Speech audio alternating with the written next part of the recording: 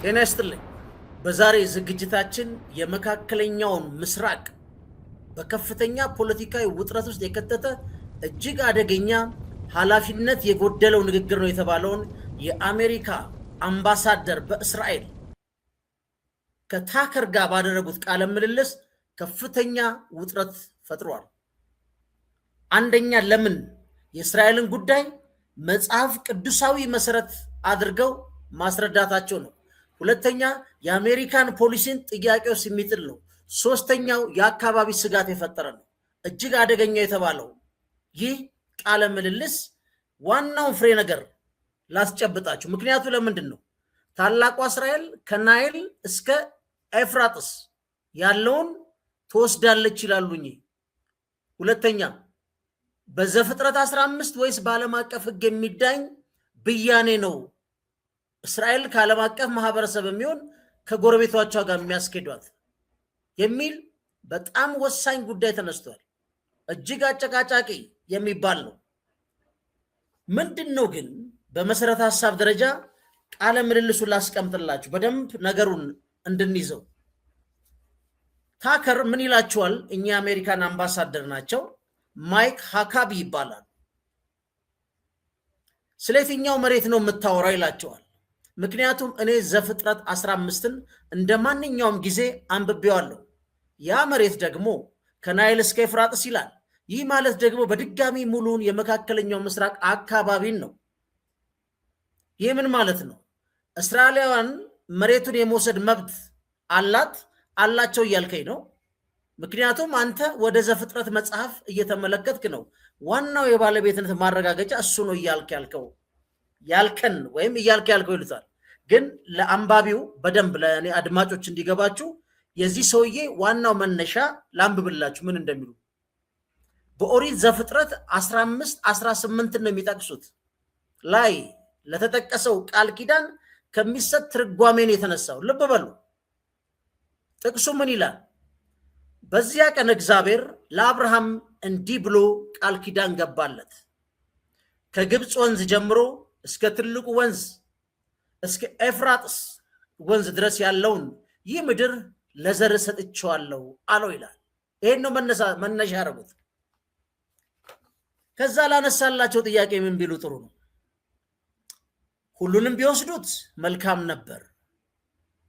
ሆኖም አሉ በንግግራቸውን ቀጠል ላድርጉ። ነገር ግን ዛሬ እያወራ ያለሁት ስለዚህ ዘፍጥረት ላይ ስለተጻፈው ስለተገባው ቃል ኪዳን ነው ይሉታል። እንግዲህ የአሜሪካ የሴኩላር ገቨርንመንት አምባሳደር ማለት ነው። ከዛ እሱ ያቋርጣቸዋል ደንግጦ። በእውነት ዛሬ እያወራን ያለነው ስለዚህ ጉዳይ ነው ይላቸዋል።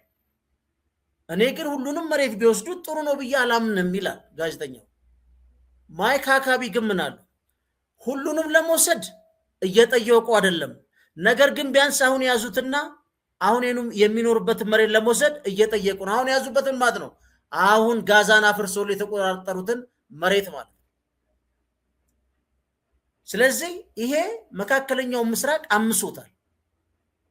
ብዙዎች የአረብ ሀገር መሪዎች ደንግጠዋል። ግን ዋናው ቁም ነገር ያለው ምንድን ነው? የዚህ አምባሳደር የተናገሩት የፖለቲካው አንድምታው ምንድን ነው የሚለው እናየዋለን። እሱ እንግዲህ ማይክ ሃካቢ ንግግር በመካከለኛው ምስራቅ ፖለቲካና በአሜሪካ የውጭ ግንኙነት ፖሊሲ ላይ ከፍተኛ ትርጉም ያለው ጥቁር ነጥብ ጥለዋል። አንድ አምባሳደር የሚወክለው መንግስት ፍላጎት ተልእኮ ይዞ ነው የሚንቀሳቀሰው። ይሄ እሳቸው አይደለም ተብሎ ይወሰዳል። ከዚህ በፊት ዶናልድ ትራምፕም ጠቅ ያደረጉት እስራኤል እኮ በጣም ትንሽ ሀገር ነች መስፋት አለባት ማለታቸው ይታወሳል። ለማንኛውም ምንድነው ፖለቲካ አንድምታው የሚለውን ስንመለከት አንደኛ የሁለት መንግስታት መፍትሄ የሚል ነው።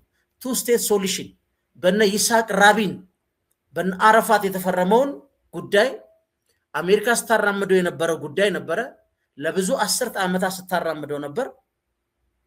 ነገር ግን እስራኤልና ፍልስጤን ጎን ለጎን በሰላም የሚኖርባቸው ሁለት መንግስታት እንዲመሰርቱ የሚለውን ጉዳይ ሽራለች እየተባለ ነው።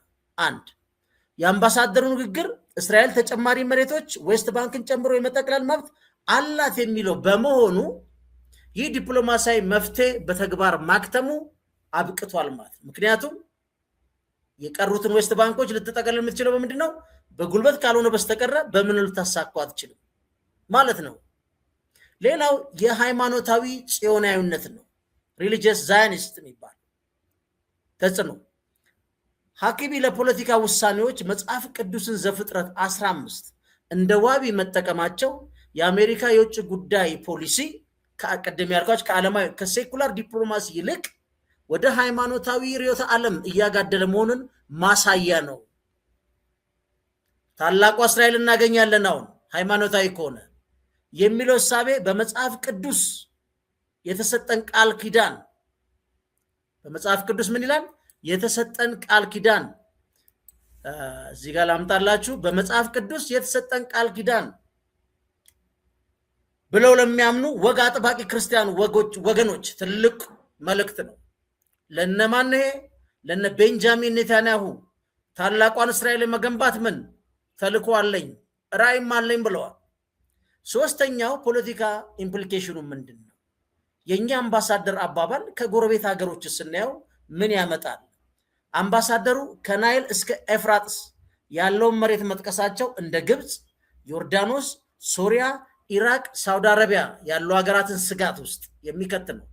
ምንም እንኳን ንግግሩ ለማለዘብ ቢሞክሩም እንዲህ ያለውን ከፍተኛ ባለስልጣን የሀገሪቷን ሉዓላዊነት የሚገፋ ንግግር ማድረጉ ይላል አንድ በአካባቢው የአሜሪካን መንግስት ተአማኒነት የሸረሸረ ነው። ቀላል ይመስላል። እጅግ አደገኛ ስር ነቀል አሜሪካ ከነበራት ሮል መካከለኛው ምስራቅ ውስጥ እጅግ ያፈነገጠ ነው። ግን እሳቸው የዶናልድ ትራምፕ ወኪል ናቸው። አራተኛው ፖለቲካ አንድምታው ምንድን ነው? የዌስት ባንክ የዮርዳኖስ ወንዝና ምዕራባዊ ዳርቻ ላይ ያለው እቅድ ነው። ሐኪሚ ምን አሉ? አሁን ያሉበትን መሬት መውሰድ ይፈልጋሉ። ራይት ናው ተቆጣጥረው ያሉትን ማለታቸው እስራኤል በዌስት ባንክ ላይ ያላትን ወታደራዊ ይዞታ ወደ ሙሉ ግዛትነት አኔክሴሽን ለመቀየር ለምታደርገው ጥረት አሜሪካ እንደምትደግፍ ፍንጭ ሰጥተዋል። በፓርላማም አጽድቀዋል። የማ መንግስት? የቤንጃሚን ኔታንያሁ መንግስት። በነገራችን ላይ ቤንጃሚን ኔታንያሁና ሊኩድ ፓርቲ የሙሉ እስራኤላውያኖች ማሳያዎች አይደሉም።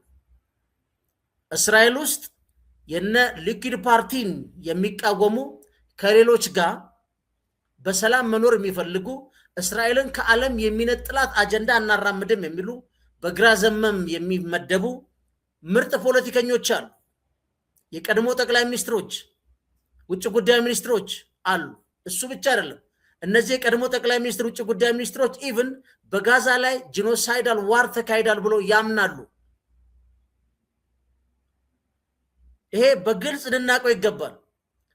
በተደጋጋሚ እኔ እንደማየው ዶክተር ሳባ የምትባል የሊኩድ ፓርቲ ወኪል አለች፣ ኢትዮጵያዊ ወይም ቤተ እስራኤላዊ። አንዳንድ ሚዲያዎች ላይ እየቀረበች ጋዜጠኞችም ወስዳ የምትቆጣው ነገር አለ። እሷ ራሷ የቤንጃሚን ኔታንያሁ የሊኩድ ፓርቲ አባል ነች።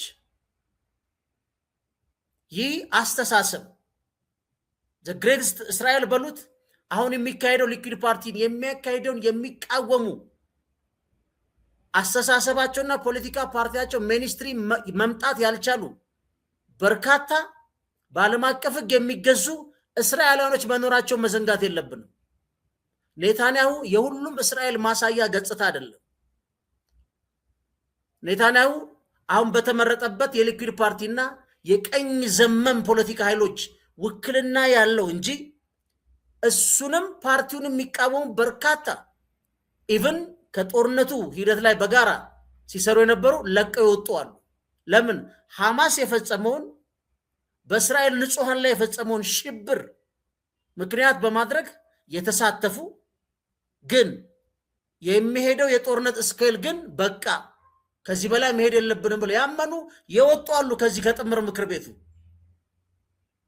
ግን ሐማስ በፈጸመው ሽብር ላይ ግን እርምጃ መወሰድ እንዳለበት የሚያምኑ ይሄ ማንም ያምነው ነው። በማንም ንጹሐን ላይ የትም ቦታ የሚፈጸመው ሊወገዝ ይገባል። ለዚህ ነው እስራኤልን በንጹሃን ላይ የምታደርገውን ነገር ዓለም የሚያወግዘው በእሷም ላይ እንዲደረግ ስለማይፈለግ ነው።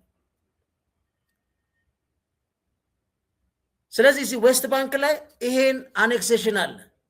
አሁን እዚህ ላይ ስንመጣ ሌላው በጣም አደገኛ ሆኖ የምናገኘው ፖይንት ምንድን ነው?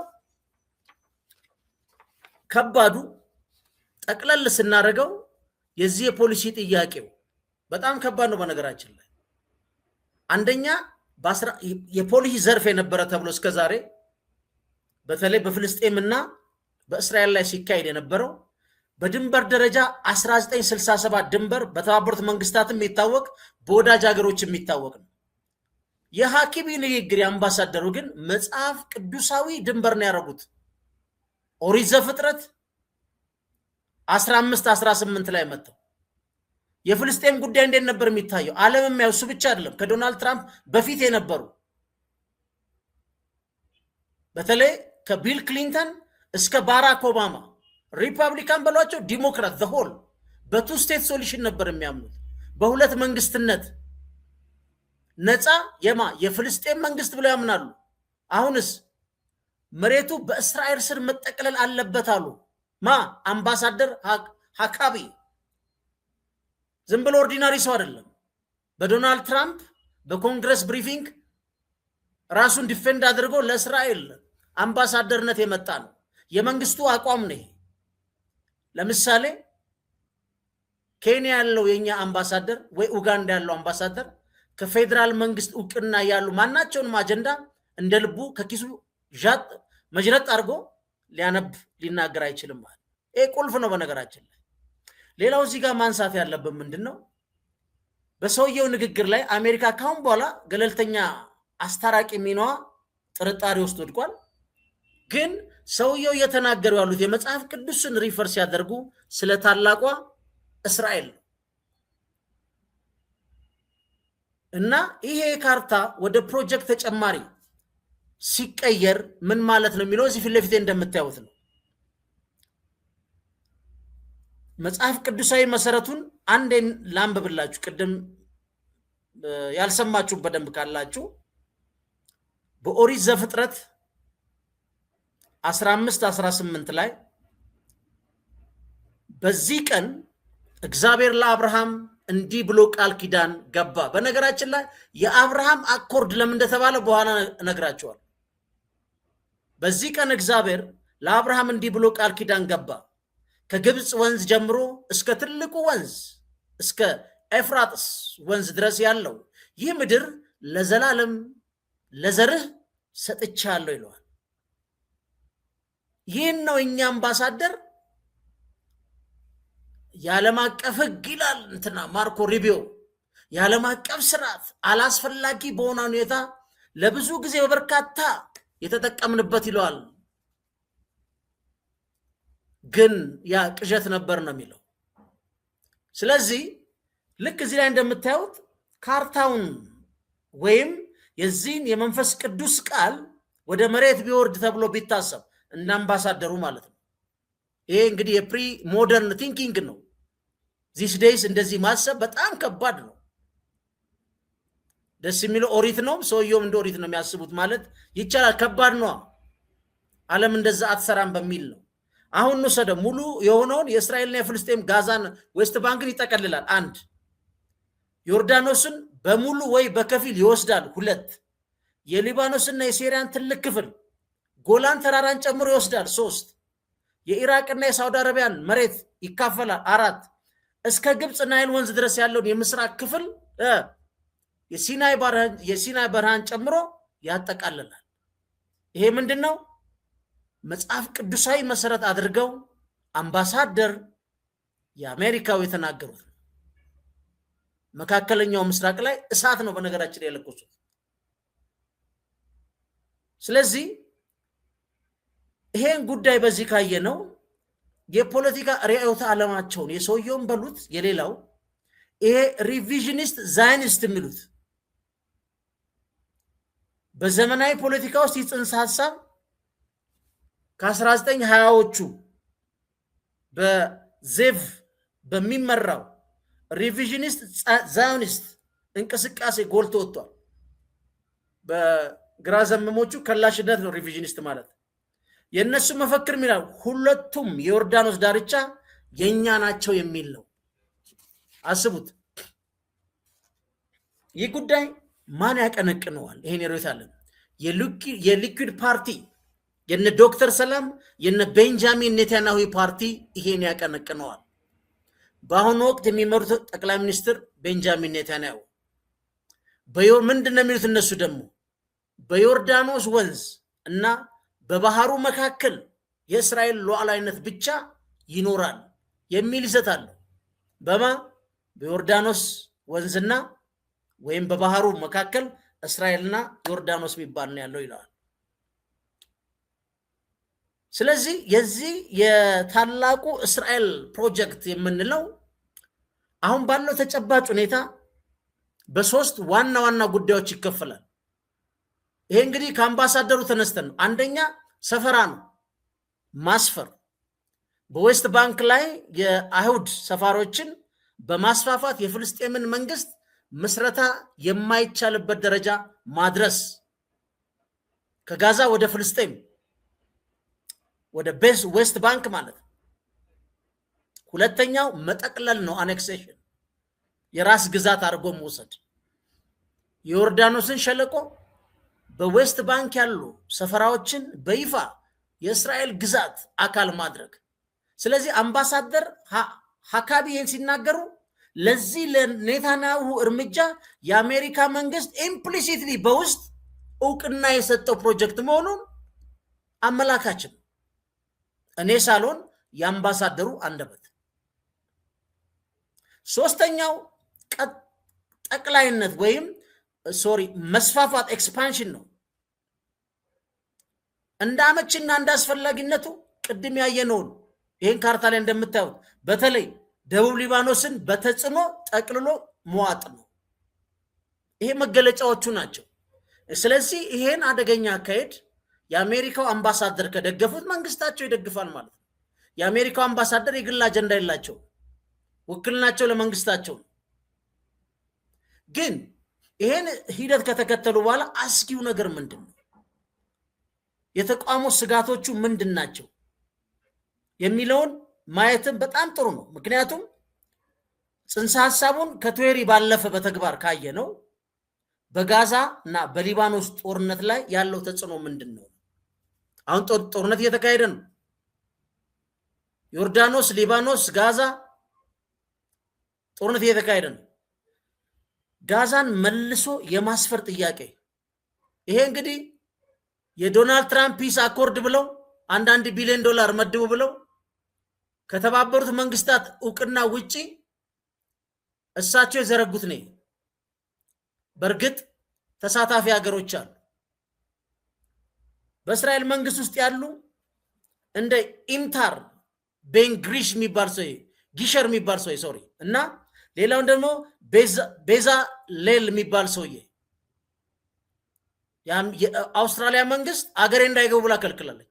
እጅግ አደገኛ ቀኝ አክራሪዎች ናቸው። ሙሉ ለሙሉ ነው የሚሉት እነሱ ጋዛን መልሶ መቆጣጠር ነው። ይሄ የታላቁ እስራኤል ትልቁ ግንባታ ነው ብሎ ያምናሉ። ይሄ አስተሳሰብ ማለት ነው። ንድፈ ሐሳብ ይመስላል፣ ግን ፕራክቲካሊ አምባሳደሩ ሲናገሩ በእነዚህ ቀኝ ዘመሞች ይሄ ሊካሄድ ይችላል ማለት ነው። ደቡብ ሊባኖስ እንደ በፈር ዞን የሚታየው ደቡብ ሊባኖስን ምንድን የሚያደርጉት ነው? በሊባኖስ በኩል ደግሞ እስራኤል ደህንነቱ የተጠበቀ ቀጠና ለመፍጠር በሚል ማለት ነው ወደ ደቡብ ሊባኖስ መግባቷ መሬቱን በቋሚነት የሚያዝ ፍላጎት እንዳላት ተደርጎ ይተረጎማል። አምባሳደሩም ዘ ግሬት እስራኤልም ከንድፈ ሐሳብ ፕራክቲካሊ መሬት ላይ ስናወርደው ማለት ነው። አንዳንድ ጽንፈኛ እንደውም ይላል የአይሁድ ቡድኖች ደቡብ ሊባኖስ ምንድን ነው የሚሉት የአስርቱ ነገደ እስራኤል ርስት ነው ብሎ ያምናል። ኢማጂን በእንደዚህ አይነት እሳቤ ውስጥ የተቀመጡ ቀኝ አክራሪዎችን አንድ የአሜሪካ አምባሳደር መጥቶ የእስራኤል ሁለመናዋ ዲፋይንድ የሚበየነው በኦሪት ዘፍጥረት 15-18 ነው ሲሉን ማለት እንደሆነ አስቡት። በጣም ከባድ ነው። ሌላው ከባዱ የሚነሳ ወደ ኋላ መሄዳል ጉዳይ የአስር አጎት 10 ሳንቲም እንደምንለው ነውኛ ውዝግብ አለባቸው። ወደ ኋላ ፋይል መጣው ምንድነው እሱ? ይህ በጣም አከራካሪ ነው። በነገራችን ላይ በ1980ዎቹ እስራኤል 90ዎቹ ባተመቻቸው የእስራኤል 10 አጎት ሳንቲም ላይ የታላቋ እስራኤል ይሄ ማፕ እዛ ላይ ሰፍሯል። እስራኤል ግን ኖ አለች፣ ትቃወማለች። እሷ የምትለው ማታሄው የሚባል ሰውዬ ወይም የአይሁድ ንጉሥ የነበረ የሱን ዘመን የነበረ ጥንታዊ ሳንቲም እንጂ ካርታ አይደለም የሚል መከራከሪያ አምጥታለች። አረፋት በወቅቱ ምን ብሏል? ያሲን አረፋት የፍልስጤም ነፃ አውጪ ድርጅት የነበረው እስራኤል ከናይል እስከ ኤፍራጠስ ያለውን መሬት ለመያዝ ያላትን እቅድ በገንዘቧ ላይ አትማለች ብሎ ያሲን አረፋት። ዛሬስ የአሜሪካው ፕሬዝዳንት ይቅርታ፣ በአሜሪካው የእስራኤል አምባሳደር ምን አሉ? በዘፍጥረት 15-18 የእስራኤል ግዛት ይበየናል። አረፋት መች ነው ያለው? 1980ዎቹ እና ብዙ የታሪክ ሰነዶችን ነው አቧራ ያስነሳው። በተጨባጭ መሬት ላይ ያሉትን የአረብ ሀገሮች እንዳለ በከፍተኛ ሁኔታ ጭንቅላታቸውን ነቅሏል። ሌላው ምንድነው እዚህ ጋር ከባዱ የወታደራዊ አርማዎች አሁን በጋዛ በሚደረገው ጊዜ ላይ የአንዳንድ የእስራኤል ወታደሮች እዚህ ጋር የሚደረገው ባጅ ላይ የታላቋን እስራኤል ባጅ አድርገው የተገኙና በማህበራዊ ሚዲያ ከፍተኛ መነጋገሪያ ነበር። ይሄ ራሱ ከፍተኛ የሆነ ችግር አምጥቷል። ስለዚህ አሁን ጥያቄው ያለው አሜሪካ በአብርሃም አኮርድ ነው የምትሄደው። አንድ እሱም ቢሆን በራሱ የዶናልድ ትራምፕ ተነሳሽነት ነው። ዩናይትድ አረብ ኤሚሬትስ እና ዮርዳኖስ ተቀላቅለውታል ወይስ በዓለም አቀፍ ህግ ነው? በዚህ ጋር እስራኤል የአብርሃም አኮርድ ትላለች፣ በዚህ ጋር ደግሞ እስራኤል መሬት እንድትጠቀልል ደግሞ ግሪን ላይት በአምባሳደሮቿ ትሰጣለች የሚል በከፍተኛ ሁኔታ አሁን የአረቡን ዓለም ፖለቲካ ሰንጎ ያዘ ጉዳይ ነው። እዚህ ላይ ሌላ የምናየው ምንድን ነው? ተቃውሞቹ ምን ይመስላሉ የሚሉትን ከማየታችን በፊት እዚህ ጋር እንምጣና የዚህ አብርሃም አኮርድ ተቃዋሚ እንትኖቹን እዚህ ጋር እንምጣና ምንድነው መጀመሪያ ምን አየን? ፖለቲካ ኢምፕሊኬሽን አይተናል። የሮይት ዓለም መነሻውን አይተናል። የአሜሪካን መንግስት የደብል ስታንዳርድ አይተናል። ጎረቤት ሀገሮችስ ምንድን ያሉት? እንግዲህ የአምባሳደር ማይክ ሐኪም ንግግር በአረብ ሀገራት ዘንድ ከፍተኛ ቁጣ አስቀስቅሷል ብያቸዋለሁ። ግን ግብፅ ዮርዳኖስ በተመለከተ ቀጥተኛ የሉዓላዊነት ስጋትና የዓለም አቀፍ ህግ ግልጽ ንቀት ነው ብለውታል። አጠቃላይ ግን ስንተነትነው የግብፅ ምላሽ የአምባሳደሩ ንግግር ቀይ መስመር ነው ያለችው። ግብፅ ከአባይ እስከ ኤፍራጥስ የሚለው ሐሳብ ፈጽሞ ተቀባይነት የለውም ብላለች። እንደገና እዚህ ጋር ትመጣና የሉዓላዊነት ጥሰት ነው ስትል የግብፅ ውጭ ጉዳይ ሚኒስትሩን ወይም ሚኒስትር መስሪያ ቤቱ መግለጫ የአምባሳደሩን ንግግር የግብፅን ግዛታዊ አንድነት የሚጋፋና ቅዠት ፋንታሲ ነው ብለዋለች። የሰላም ስምምነቱም ስጋት ላይ ወድቋል ትላለች። ይህ አይነቱ ንግግር አለ የግብፅ ውጭ ጉዳይ ሚኒስትር በ1979 በግብፅና በእስራኤል መካከል የተፈረመውን የሰላም ስምምነት አደጋ ላይ የሚጥል መሆኑን ግንዛቤ ሊወሰድ ይገባል ብሏል። የዮርዳኖስ ምላሽ ደግሞ ከፍ ያለ ነው። ይህ ለኔ የህልውና ስጋት ነው ያለችው። አምባሳደሩ የተናገሩት የህልውና ስጋት ነው። አንደኛ የመሬት መስፋፋት ነው። ምንድነው ዮርዳኖስ የምትለው? እስራኤል ወደ ምስራቅ ዮርዳኖስ መሬት ለመስፋፋት የምታደርገው ማንኛው ሙከራ እንደ ጦር አዋጅ እንደምቆጥረው ይታወቅልኝ ብላለች። አልቃስ መስጂድ የሚባለውን ዮርዳኖስ በኢየሩሳሌም የቅዱስ ቦታዎች ጠባቂ በመሆኗ አምባሳደሩ እስራኤል ሁሉንም የመውሰድ መብት አላት ማለታቸው ሃይማኖታዊ ግጭትም ለመፍጠር መንስኤ ሆኗል ይላል። እንግዲህ የአንድ አምባሳደር አንደበት እንዴት መካከለኛ ምስራቁ እንደናጠዩ የፍልስጤምና የአረብ ሊግም ተመሳሳይ ነው። የፍልስጤም አስተዳደር የንግግር ይላል አሜሪካ በመካከለኛው ምስራቅ ያላትን የአደራዳሪነት ሚና ሙሉ በሙሉ የምታጣበት እና የቀኝ ዘመም አክራሪነት የምታበረታበት መግለጫ ነው። እነማንን? እነ ቤንጃሚን ኔታንያሁን አይዟችሁ አለውላችሁ የምትለው ነው። ሁለተኛው የአረብ ሊግ ነው፣ መላው ማለት ነው 22ቱም የአረብ ሀገራት። ንግግሩ ምን አሉ? ዘረኛና ቀስቃሽ ነው። ዓለም አቀፉ ማህበረሰብ ለአምባሳደሩ ንግግር አፋጣኝ ምላሽ እንዲሰጥም ጠይቋል። ይሄ ነው አሁን ከአንዳንድ የዋይት ሃውስ በዲፕሎማሲ ግንኙነት ላይ ያመጣውን ለውጥ ወይም የአሜሪካ መንግስት ለአምባሳደር ንግግር የሰጠው መግለጫ አለው የሚል ነው። የዋይት ሃውስ እንግዲህ ምላሽ የፕሬዝዳንት ትራምፕ አስተዳደር ለአምባሳደር ሀኪቢ ንግግር የሰጡት አጠቃላይ መግለጫ በአብዛኞቹ የተወሰደው ማረጋገጫ እንጂ ማሳሰቢያ አይደለም በሚል ይህ እንግዲህ አሜሪካ የቆየን ዲፕሎማሲ መንገድ የቀየረ ነው ተብሏል። በነገራችን ላይ ማንም ሰው የማርኮ ሩቢዮን የሙኒክ ኮንፈረንስ ላይ የተናገራትን ያዳምጥ። አንደኛ ይፋዊ ድጋፍ ነው የሚሉት ዋይት ሃውስ አምባሳደር ሀኪቢ የገለጹት ሐሳብ የፕሬዝዳንቱን ራዕይ የሚያንጸባርቅ መሆኑን ነው ብዙዎች የሚስማሙት። ፕሬዝዳንት ትራምፕም ከዚህ በፊት እስራኤል በጣም ትንሽ ነች ልታድግ ይገባታል ብለዋል። ልክ እንደ ሕፃን ልጅ ምግብ እየሰጡ የአንድ ሀገር ቆዳ ስፋት ወዴት ያድጋል? የፖሊሲ ለውጥ ነው ወይ የሚለው ደግሞ አንዱ ትልቁ አጨቃጫቂ ነው። ዋይት ሃውስ ከዚህ ቀደም አሜሪካ ትከተለው የነበረውን የሁለት መንግስታት መፍትሄ በይፋ ወደ ጎን ትቷል። አዲሱ ፖሊሲ የእስራኤል ታሪካዊ ሃይማኖታዊ መብቶች ማክበር መሆኑን አስታውቋል። የብዙዎቹ ትንተና ነው። የውጭ ጉዳይ ሚኒስትር ቤቱ መስሪያ ቤቱ ስቴት ዲፓርትመንቱም አላስተባበለም፣ አልተቃወመም። አምባሳደሩ ግን የመናገር መብት አላቸው ብሎ ልክ የራሳቸው የግለሰብ አድርጎ ነው ያለፈው። ስለዚህ እነዚህ ነገሮች በጣም በጣም በጣም ከባድ ናቸው እዚህ ጋር። ምክንያቱም ከአረብ ሀገራት ጋር ያለው ግንኙነት ምንድን ነው? የአብርሃም ስምምነት ነው። እሱን አሜን ብለው ገብተዋል። ኤሚሬትስ እና ባህሪን ገብተዋል። አሁን ጥያቄ ላይ ያጣሉት እስራኤል ግዛቷን የምታስፋፋ ከሆነ ከኛ ላይ መሬት የምትወስድ ከሆነ ምን አስማማን ብለዋል። ሳውዲ ጸጥታን የመረጠችው የተባበሩት መንግስታት የጸጥታው ምክር ቤት በአምባሳደሩ ንግግር ላይ አስቸኳይ ስብሰባ ጠርቷል ተብሏል። አብዛኞቹ የአውሮፓ ሀገራት ፈረንሳይ፣ ጀርመንና እንግሊዝ በዚህ ንግግር አብደዋል። ይህ ግልጽ የሆነ የዓለም አቀፍን ሕግ የሚጻረር ነው ብለው አውግዘዋል። የአውሮፓ ህብረትም የንግድ ማዕቀብ ጥላለሁ ብሏል።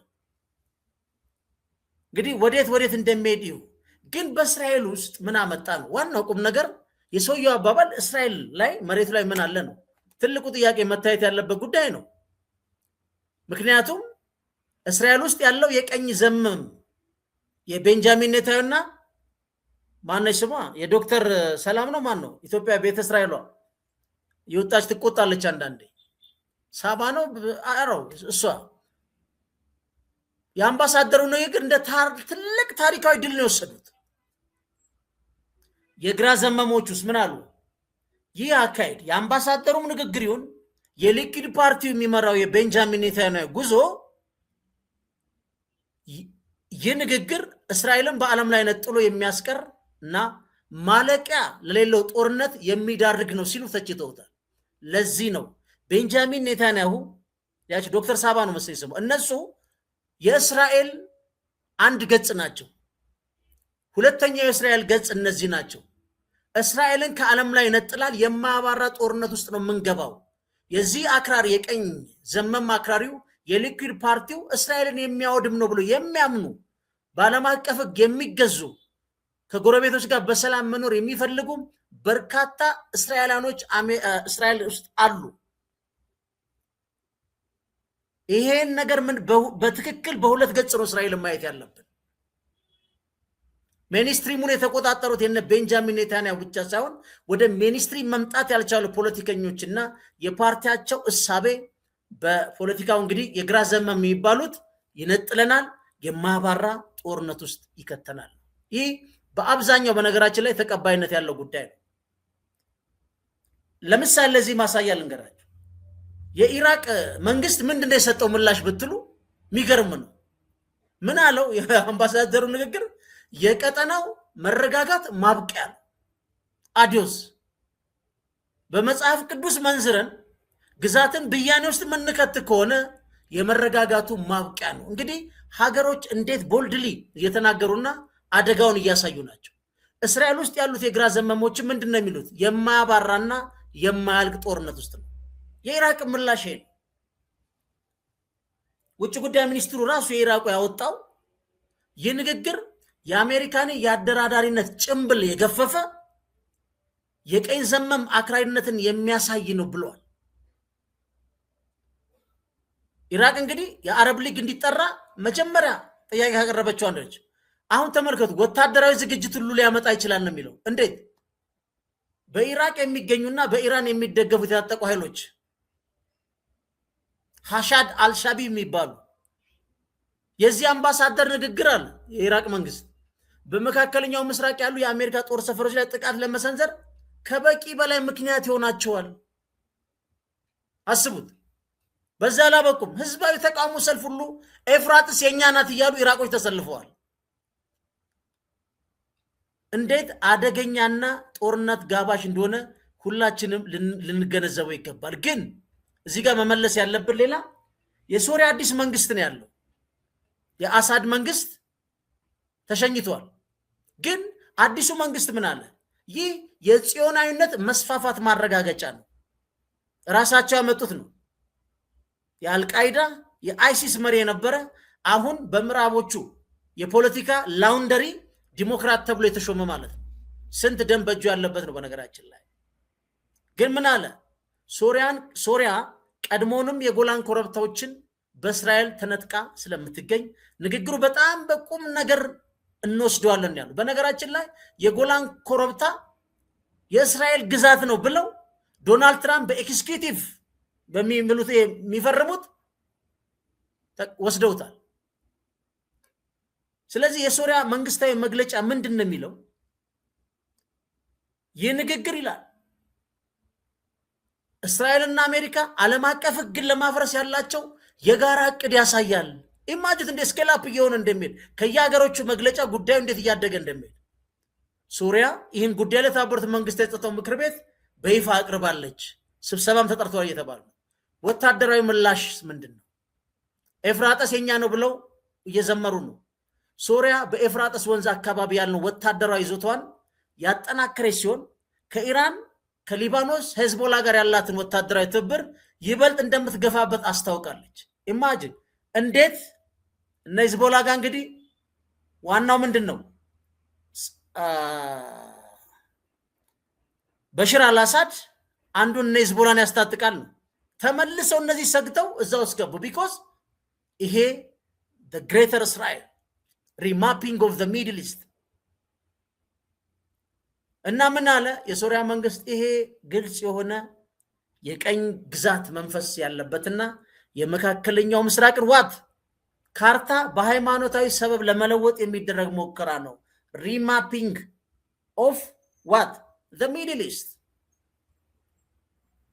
የኤፍራጠስ ወንዝን በብቸኝነት መጠቅለል ለምን አስፈለገ ካል ዋናው ለምሳሌ የኢራቅና የሶሪያ የግብርና መሰረታቸው ነው። ከሁለት ሶስት ሀገሮች በላይ ከፍተኛ የኃይል ምንጭ የሚጠቀሙበት ነው። የድንበር ደህንነትን በተመለከተ በዚህ ወንዝ ላይ እስራኤል እስከ ኤፍራጥስ የመምጣት መብት አላት ማለት የእነዚህ ሀገራት ዋና ከተሞች እነማ ደማስቆ፣ ባግዳድ በቀጥታ በእስራኤል ቁጥጥር ስር ይውላሉ ማለት ነው። ምን ያህል መሬት ላይ ይወርዳል አይመስለኝም፣ ግን ያለው አጠቃላይ መንፈስ ይሄን ይመስለው። በአሁኑ ሰዓት ሚድል ኢስት ውስጥ እኚህ ሰውዬ የለኮሱት እሳት ከማንም የማይገጥም ነው። በነገራችን ላይ በነገራችን ላይ የአብርሃም አኮርድ ስሙ ራሱ ስሙ የተፈለገው ክርስቲያኑም ሙስሊሙም ጆዎቹም አብርሃምን እንደ አባት ስለሚቀበሉት ነው።